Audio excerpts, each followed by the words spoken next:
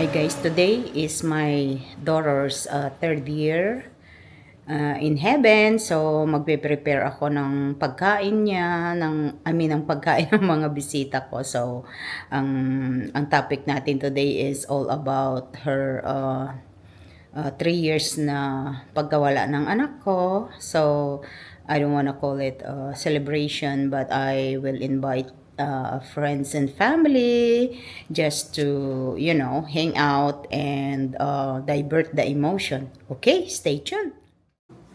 Okay, ito.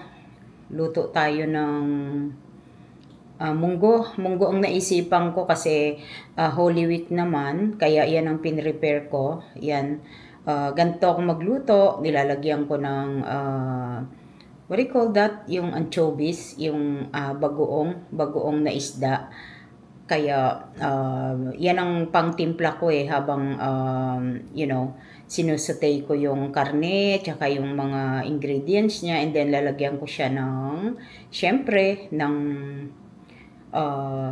bagoong, kasi parang Ilocano style yan. Alam niyo, lahat ng mga natutunan kong pagluluto is puro Ilocano, kasi halos sa kanila na ako lumaki. Yung nag-aral magluto sa kanila na ako, yun na ang natutunan ko, kasi bata pa ako nung time na magkasama kami ng husband ko. Kaya habang natututo akong magluto, di yung natututunan ko yung pagkain nila. It's so sad, pero actually Bicolano ako. Masanay ako, lumaki ako ng pagkain na yung what do you call that, yung gata, puro gata kami, kasi ang nanay at tatay ko yun ang pagkain nila, kaya yun ang nasanayan namin. So anyway, ito since yung kasama ko Ilocano, kaya ang pagkain namin most of the time is yung what do you call that, pakbet. But anyway, masarap naman. Tsaka yung mga yung munggo namin, munggo nila, may nilalagyan nga nila ng anchovies, kaya yan, ganyan sila timpla ng pagkain nila. Ay nako, ayan, sabay-sabay ang luto ko, pero mas gusto ko naman yung sabay-sabay, kasi habang nagigisa ako or nagpapalambot ng kung ano, doon ko hinihiwa-hiwa yung mga ilalagay kong ingredients niya, para ba mas madali. Kasi kung yung magcha-chop ako, minsan piniprepare ko ganon the day before pa lang, preparado na yan. Pero this time, since dito lang naman sa bahay, hindi masyadong maraming tao, so ano na yon, naka-prepare na ako, basta nakahiwa na lahat ng mga meat ko, ganyan, ano na yan, ready to cook na ako. So habang nagpapakulo ako dyan, may ginagawa akong iba. Naghihiwa ako ng mga iba pang iluluto ko, kasi ang niluto ko dyan yung yan nga, munggo, tapos pampano. Inano ko na, habang yan ginagawa ko, nasa labas yung pampano ko, nagpapaksiw ako, tapos ako naman dyan naglilinis ako ng tilapia, which is pinalinis ko na yon, kaya lang dinodoble ko lang yung linis para mas malinis pa, tapos ipiprito ko na siya. Ganun ang trabaho ko. Tapos yan nga, yung mga iba ko pang gagamitin, yan, piniprepare ko na para, walang sayang na panahon. So ayan, balik-balik lang ako kung ano yung paminsan-minsan kine-check ko kung make sure hindi nasusunog. Kaya ako, mas gusto ko tong ginagawa ko, kasi diverted ako. Hindi ako na overwhelm, kasi ang day na yan talagang pinrepare kong mabisi ako, dahil ayokong yung nga, malulungkot ka rin lang naman. So I rather na mabisi ka para hindi mo maalala yung mga panahon na nakakalungkot. Kaya ganyan ang ginagawa ko, always find a way para hindi ka lagi na lang sad.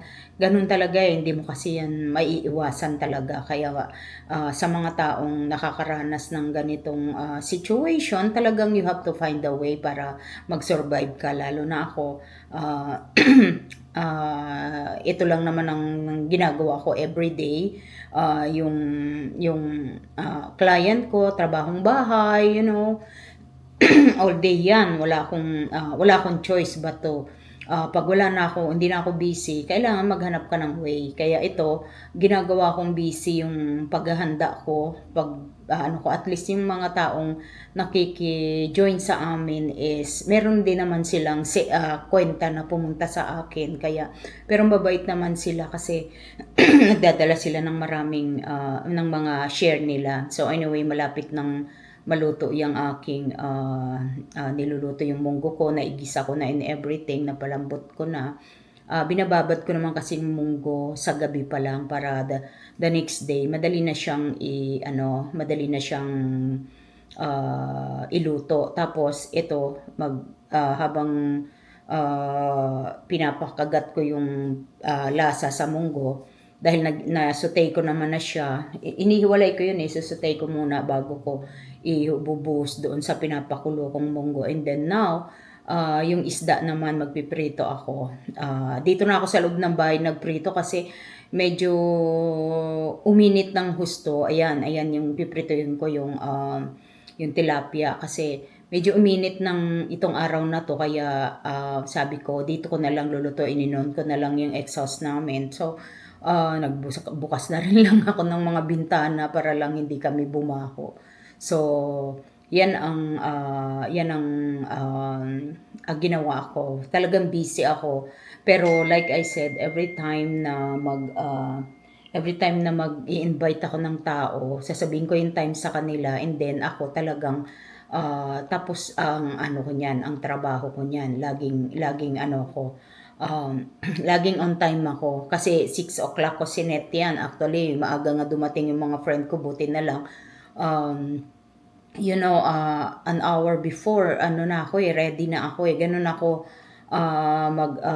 mag-prepare sa mga sa mga gathering namin. Talagang ako siguro yung taong on time ako talaga. Ayoko nung may tao ka na nagluluto ka pa, hindi ka pa naka-ready. Ayoko nang ganun. Gusto ko pag dumating sila, maayos na ang itsura ko. Ayoko nang disaster. Dadating sila, disaster yung bahay, disaster yung itsura ko. Parang, hindi ako happy sa ganun.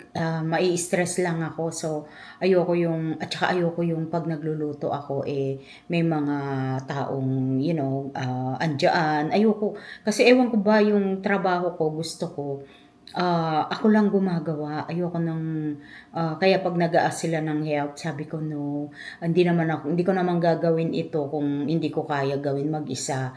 Ang gusto ko lang yung andito kayo, join kayo sa amin, and then I will prepare kahit papano naman para hindi naman sayang naman yung punta nyo dito na at least mag-prepare naman ako para meron naman akong refreshment para sa mga tao.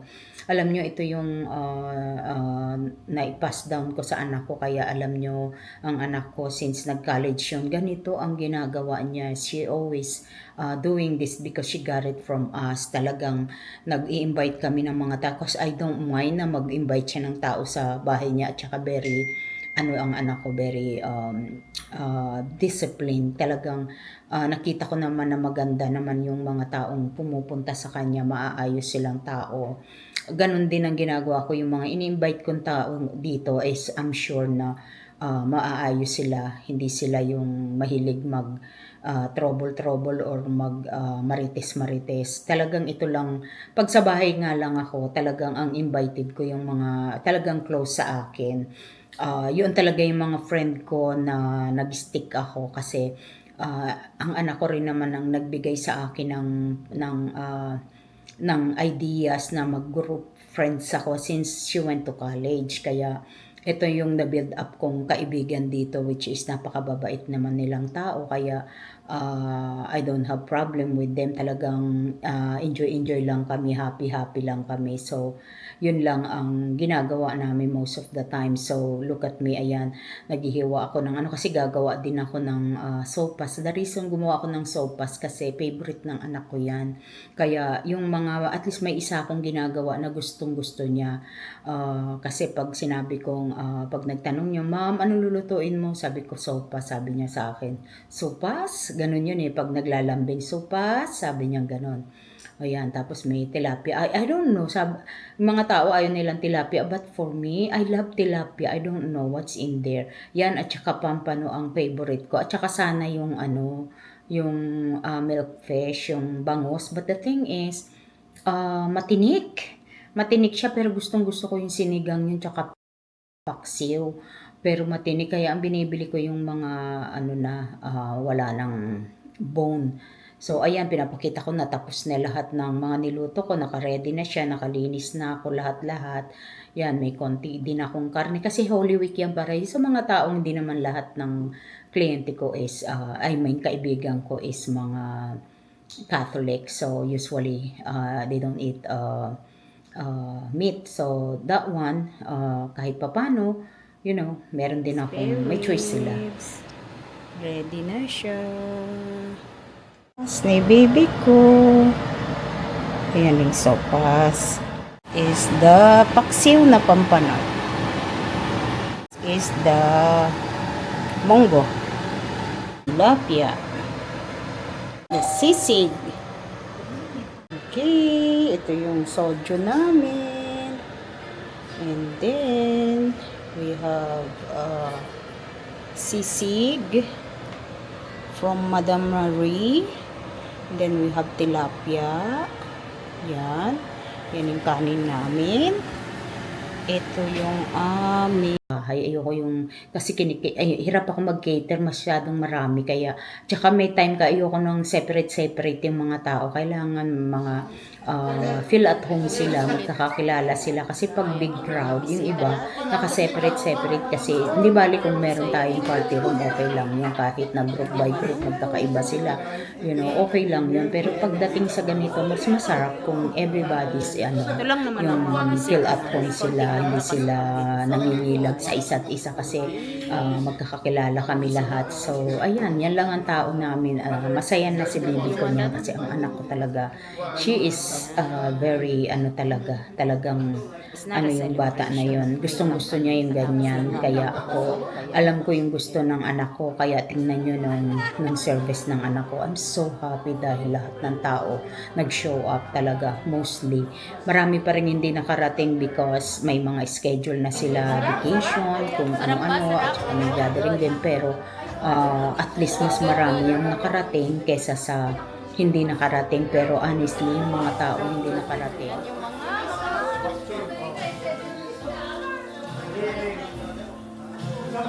I'm pretty sure kung hindi sila, wala silang mga panahon, I mean kung may chance sila, pupunta sila, ganun sila ka ano sa ganun naman ka considerate talaga yung mga kakilala ko at mga clients ko at saka mga kaibigan. Kaya you know, yun lang talaga. So anyway, ito yung yung bibi ko, ayan. Parang every corner mayroong picture yung anak ko dito, but it's okay. I'm happy for that. Basta isang floor lang yung kwarto namin, hindi ko na nilagyan kasi pag gabi, syempre hindi na ako makakatulog. So, ganyan ang ginagawa namin ng asawa ko. But yung second floor ko, dyan ako, yung bisita, yung mga, you know, yung mga close friend, family, indiyan kami. Indiyan, kaya lang almost like every corner meron yung picture ng anak ko. Hindi ko kasi, para gusto ko kasi ka-join ko siya everything, kahit na sinong dumating sa bahay namin, gusto ko lahat sila andyan lang. Kaya, okay. So, hanggang dito na lang muna. Ito yung kabuuan ng kanyang, yung pag-remember namin sa kanya, yung bigay ni Miss Maria. Maraming bulaklak na bigay. Okay? Sige, next time again. I will see you again next time. Take care. Flower ni Bebe. Dami-dami flower.